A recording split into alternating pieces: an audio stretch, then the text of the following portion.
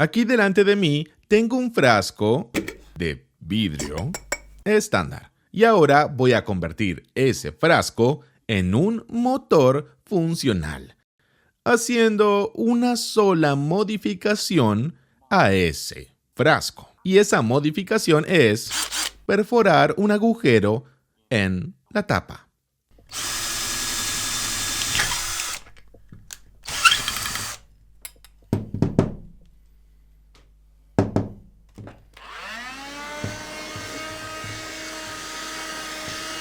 Bien, el agujero ha sido perforado. Ahora vamos a agregar algo de combustible.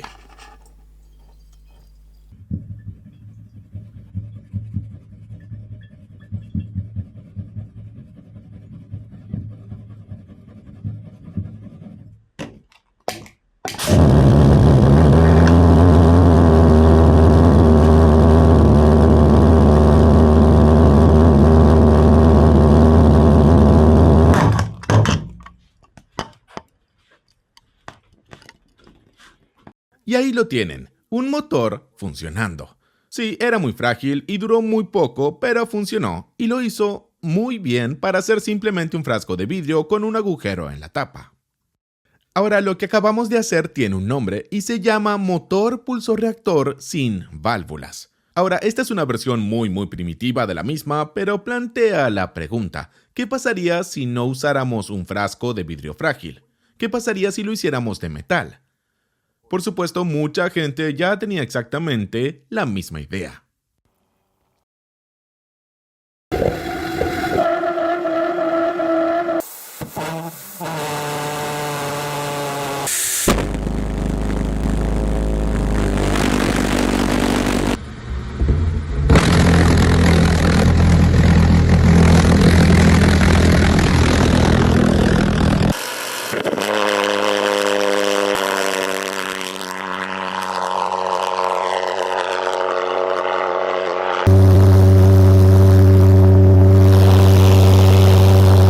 Ahora, lo sorprendente de los pulsorreactores es que son los motores más simples conocidos. Son solo un tubo hueco con forma y diámetro variables. Eso es todo. Hay 0 partes móviles, al igual que nuestro pequeño frasco de vidrio. Pero, a pesar de su anatomía extremadamente simple, los pulsorreactores sin válvulas pueden ser uno de los motores más difíciles de comprender y explicar de forma correcta y completa. Y esto se debe a que en su interior se producen 3 procesos distintos que ocurren simultáneamente para garantizar el funcionamiento correcto y continuo del motor. El primer proceso es la dinámica de fluidos, influenciada por la combustión de la mezcla aire-combustible dentro del motor.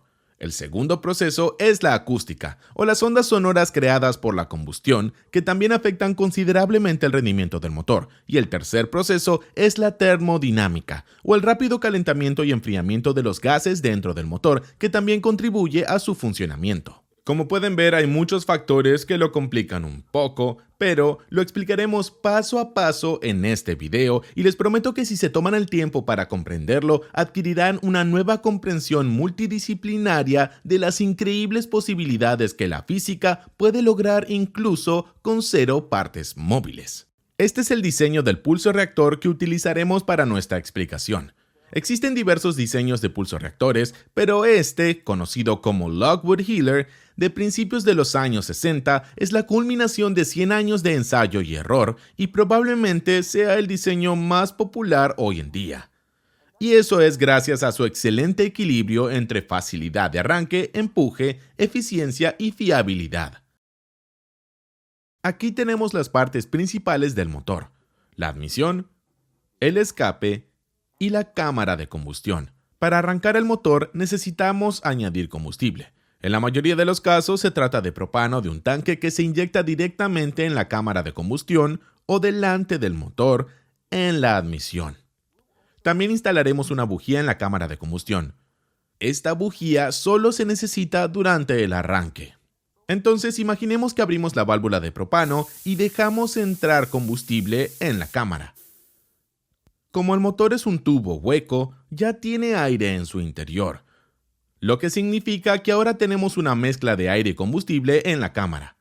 Encendemos esa mezcla de aire y combustible, lo que provoca la combustión. Es importante tener en cuenta que estamos creando deflagración aquí. Al igual que dentro de un motor de pistón, un evento de combustión subsónica controlada que se propaga rápida y uniformemente y que aumenta drásticamente la temperatura y la presión a su alrededor. Aquí no tenemos detonación. La detonación es incontrolada, dañina y supersónica. A medida que el frente de llama de combustión se expande, aumenta la presión y la temperatura drásticamente. Esta expansión de la combustión fuerza y acelera las masas de aire en la admisión y el escape del motor. Ahora, un motor a reacción, como dice bien su nombre, es un motor de reacción. Como sabes, para cada acción hay una reacción igual y opuesta. Así que al acelerar la masa de aire en una dirección, la fuerza reactiva mueve el motor en la otra dirección. Y si unimos ese motor a algo, ese algo se moverá junto con el motor. Una de las razones por las que el escape es más grande que la admisión es para que pueda contener una mayor masa de aire. La mayoría de los diseños anteriores de motores pulso-reactor tenían la admisión y el escape en direcciones opuestas. Una mayor masa de aire en el escape aseguraba que el motor creara la mayor parte del empuje del escape y se moviera en la dirección deseada. Como puede observar, el diseño Lockwood-Hiller orienta la admisión y el escape en la misma dirección. Si bien el empuje generado por la pequeña masa de aire de la admisión es pequeño en comparación con el empuje de la masa de aire de escape, dirigir ambas fuentes de empuje en la misma dirección sigue siendo una mejora en la eficiencia, porque es mejor sumar el empuje de la admisión al empuje del escape en lugar de restar uno del otro. Algo más que es importante tener en cuenta aquí es la forma de la cámara y el tubo de admisión. Como puede ver, la cámara diverge hacia el escape y la admisión misma converge. Esto hace que la vía de escape sea la de menor resistencia, lo que garantiza que la mayor parte de la energía generada por la combustión se utilice para acelerar la masa de aire más grande. Bien, una vez que la combustión ha consumido el aire y el combustible en la cámara, nos encontramos en una posición en la que tenemos una masa de gas de escape caliente tratando de encontrar la manera de salir del motor. Como tenemos dos salidas del motor, el gas de escape se moverá en ambas direcciones. Como el gas de escape está muy caliente y lleno de energía, por supuesto se mueve muy rápido. Debido a que estamos desplazando muy rápidamente la masa de gas presente dentro de la cámara de combustión hacia afuera, estamos creando un vacío dentro de la cámara de combustión. Esto, por supuesto, no es un vacío perfecto, es un vacío parcial como dentro de un motor de pistón. Y un vacío parcial significa que temporalmente tenemos presión de aire dentro de la cámara que está por debajo de la atmosférica.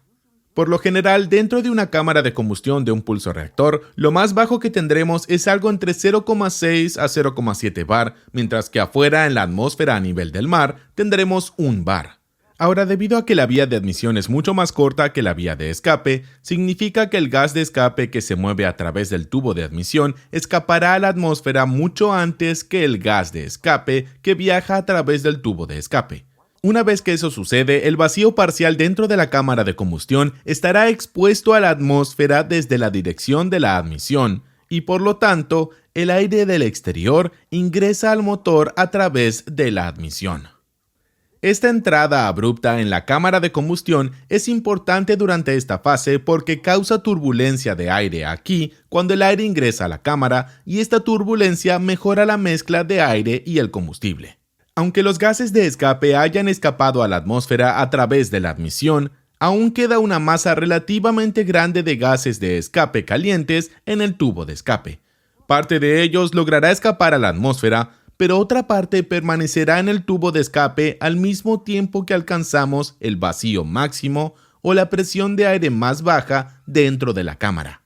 Este vacío significa que parte de los gases de escape será absorbida de vuelta a la cámara al mismo tiempo que el aire fresco de la admisión se mezcla con el combustible. Ahora bien, recuerde que los gases de escape están muy calientes, por lo que la cola de los gases de escape que absorbimos de vuelta a la cámara con nuestro vacío encenderá la mezcla de aire y combustible y el proceso comienza de nuevo. Lo importante aquí es que siempre hay algo de gas de escape en el tubo de escape de un pulsorreactor. Permanece atrapado en el tubo y se mueve de un lado a otro constantemente mientras el motor está en marcha. Básicamente pulsa de un lado a otro en el tubo de escape. Y usamos la cola de ese gas de escape para encender la mezcla de aire y combustible. No necesitamos una bujía una vez que el motor arranca porque el gas de escape es nuestra bujía. Y si realmente intentamos encender la mezcla de aire y combustible con una bujía una vez que un pulsorreactor comienza a funcionar, causaría que el pulsorreactor se detuviera o que funcione muy mal. Y eso se debe a que altera el ritmo natural de respiración del motor. Esta es la otra razón por la que el tubo de escape es tan largo. Queremos asegurarnos, queremos prevenir que todos los gases de escape escapen a la atmósfera para cuando tengamos el vacío máximo en la cámara y el aire y el combustible ingresen a la cámara. Queremos asegurarnos de que todavía haya algo de gas de escape en ese tubo que podamos recuperar y usarlo para encender la mezcla de aire y combustible. La otra cosa importante que debe decirse aquí es que los pulsorreactores son de hecho motores a reacción, y eso se debe a que crean empuje con un chorro de gas acelerado, al igual que un turbofán o un turborreactor. Pero a diferencia de un turbofán o un turborreactor, un pulsorreactor no es un motor de combustión constante. En un motor a reacción tradicional, cuando arrancamos el motor, la combustión comienza y nunca se detiene. Tenemos un evento de combustión constante dentro de la cámara de combustión y se detiene solo cuando paramos el motor. En este sentido, un pulsorreactor se asemeja más a un motor de pistón alternativo. Presenta combustión individual y separada, ocurren rápidamente una tras otra, pero todas son una combustión individual y separada. Y la frecuencia de estas combustiones en un pulsorreactor depende de la anatomía, el tamaño y la construcción del motor. Puede ser de tan solo 40 combustiones por segundo para motores de pulsorreactor grandes, como los utilizados en las bombas Buzz alemanas de la Segunda Guerra Mundial, o de hasta 250 combustiones por segundo para pulsorreactores pequeños de uso recreativo, como los utilizados en aviones de radiocontrol u otras aeronaves similares. Bien, ahora tenemos una comprensión básica de cómo funciona el motor y sobre la aerodinámica causada por la combustión dentro del motor. A continuación es hora de hablar sobre la acústica, y por acústica me refiero al sonido creado por la combustión, y este sonido en sí mismo juega un papel crítico en qué tan bien funciona el motor y cuánto empuje genera. Un evento de combustión dentro de un motor pulsorreactor, por supuesto, crea un sonido muy fuerte y potente, y el sonido es una onda. Y como recordarás de mi video sobre tubos de escape de dos tiempos, las ondas sonoras son esencialmente ondas de presión. Y las ondas de presión son solo perturbaciones que viajan a través de un medio. En este caso, el gas dentro del motor es nuestro medio. Pero las ondas sonoras son ondas separadas de los pulsos de combustión y escape del motor. Las ondas sonoras son ondas de presión que se mueven a la velocidad local del sonido, mientras que la combustión o deflagración es un fenómeno subsónico. Esto significa que la onda sonora o la onda de presión creada por la combustión viaja más rápido que el frente de la llama de combustión. Entonces, a medida que nuestra onda sonora se propaga hacia afuera desde la combustión, parte de la onda se encuentra con el cuerpo metálico del motor. La mayor parte es absorbida por el cuerpo y una pequeña parte se refleja de vuelta como una onda de sonido mucho más débil. Pero la parte de la onda de sonido que encuentra la admisión y el escape procede rápidamente hacia afuera y se dirige a la atmósfera. La onda de sonido creada por el motor es una onda de presión compresiva, o una que aumenta la presión local del gas. Como puedes imaginar, los eventos de combustión y la presencia del gas de escape caliente dentro de los confines del motor significa que el gas está mucho más densamente empaquetado dentro del motor que el aire exterior en la atmósfera. Esto hace que el gas dentro del motor sea un medio de alta impedancia acústica, en comparación con el aire fuera del motor, que es un medio de menor impedancia acústica. La impedancia acústica es la resistencia de un medio al flujo acústico. Cuanto más alta es, más difícil es para una onda de sonido propagarse a través de ese medio. En otras palabras, una onda de sonido agotará más energía viajando a través de un medio con mayor impedancia acústica. Entonces, nuestra onda de sonido viaja a través de la admisión y el escape, Debido a que la admisión es más corta, significa que esta onda de sonido llega primero a la atmósfera. Cuando eso sucede, nuestra onda de sonido está pasando de un medio de mayor impedancia acústica a un medio de menor impedancia acústica.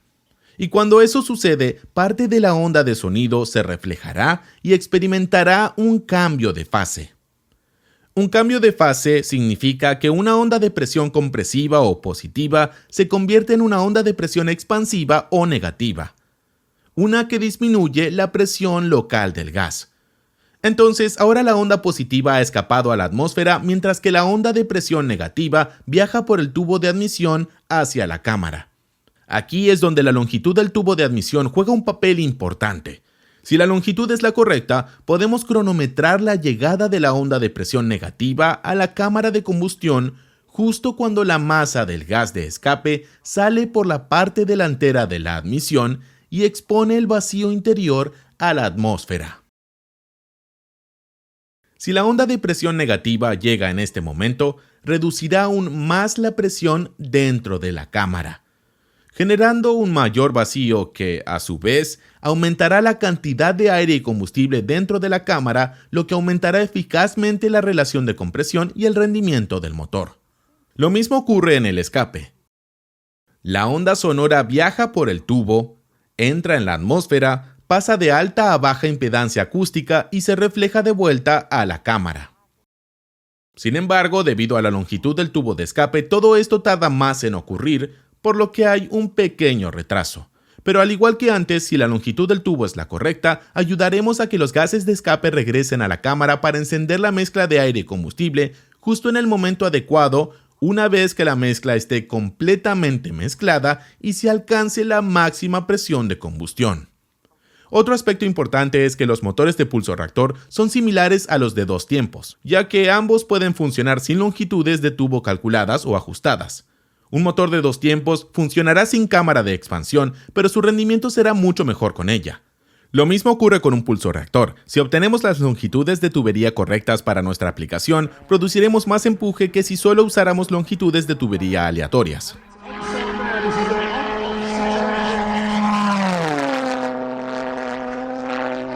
Así que cubrimos la aerodinámica, cubrimos la acústica y ahora es el momento de la termodinámica, que afortunadamente es la parte más fácil. Cuando la combustión ocurre dentro de un pulso reactor, por supuesto calienta todo el gas dentro del motor. Cuando calentamos el gas se expande. A medida que se expande, eventualmente llega al cuerpo metálico del motor, que tiene un área de superficie interna muy significativa. Y el gas pasa, transfiere calor a esa área de superficie y a medida que transfiere calor se enfría de nuevo.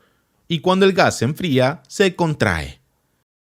Entonces, lo que realmente está sucediendo es algo que el moderno, probablemente el pionero moderno más importante de la combustión pulsante, un hombre suizo llamado François H. Reinst, llamó a esto respiración térmica. El gas dentro del motor esencialmente está constantemente expandiéndose y contrayéndose, expandiéndose y contrayéndose, está respirando. Cuando el gas se expande, por supuesto, ayuda a acelerar y expulsar masas de aire y crear empuje, y cuando se contrae, deja espacio para que entre aire fresco. Esta respiración térmica es especialmente importante en nuestro motor pulso-reactor de frasco de vidrio, porque aquí realmente no tenemos las dimensiones adecuadas para ningún tipo de acústica, pero la respiración térmica es un factor clave para el funcionamiento correcto y permite el funcionamiento de casi todos los motores pulso-reactor. Entonces, si los pulsorreactores son súper simples porque no tienen partes móviles y obviamente crean empuje, ¿por qué no están más extendidos? Parece un gran motor. Bueno, como se podría esperar de algo que es esencialmente solo un tubo hueco, tenemos algunos inconvenientes. El primer inconveniente es la baja eficiencia del combustible. Una de las razones por las que tenemos una baja eficiencia de combustible es que encendemos la mezcla aire-combustible con el escape, lo que significa que siempre tenemos combustión, tenemos una mezcla de aire-combustible y escape en el motor, lo que significa que realmente no podemos lograr temperaturas de combustión adecuadas y muy altas, y luego, debido a que no tenemos mucho calor, no podemos quemar todo el combustible y hay combustible sobrante en el motor, y luego cuando ocurre la combustión, simplemente escupimos ese combustible no quemado del motor. La otra razón por la que no podemos lograr una buena eficiencia de combustible y un buen empuje es que no hacemos ninguna compresión dentro del pulso reactor. Un turborreactor o un turbofan tiene secciones de compresor completas en el motor que consisten en múltiples estatores y rotores y pueden aumentar fácilmente la presión del aire 5 veces o incluso más. Un pulsorreactor solo tiene presión atmosférica a su disposición, lo que significa que cuando encendemos la mezcla de aire y combustible dentro de un pulsorreactor, simplemente no logramos el mismo tipo de temperatura de combustión porque no hemos comprimido nada. Y luego, cuando no tenemos mucha temperatura de combustión, no podemos quemar todo el combustible y debido a que no hay suficiente temperatura de combustión, tampoco hay suficiente presión de combustión, lo que significa que tenemos un empuje pobre. Finalmente, la naturaleza intermitente de la combustión pulsante es simplemente inferior en términos de producir un empuje masivo en comparación con la combustión constante que ocurre dentro de un turbofan o un turborreactor. Y hay otro inconveniente. Es el ruido. Los pulsorreactores son increíblemente ruidosos. Hoy en día puedes comprar pulsorreactores listos para usar. Son súper divertidos, pero si los compras y decides encenderlos, te recomiendo que lo hagas muy lejos de áreas pobladas. A pesar de sus inconvenientes, los pulsorreactores son la forma más sencilla, rentable y ligera de conseguir propulsión o vuelo propulsado, lo que los hace ideales para aviones RC y cualquier otro tipo de aeronave no tripulada. Y ahí lo tienen, pulsorreactores, probablemente el motor más simple conocido por el hombre. Espero que lo hayan disfrutado y nos vemos muy pronto con más cosas útiles y divertidas en el canal de D4A.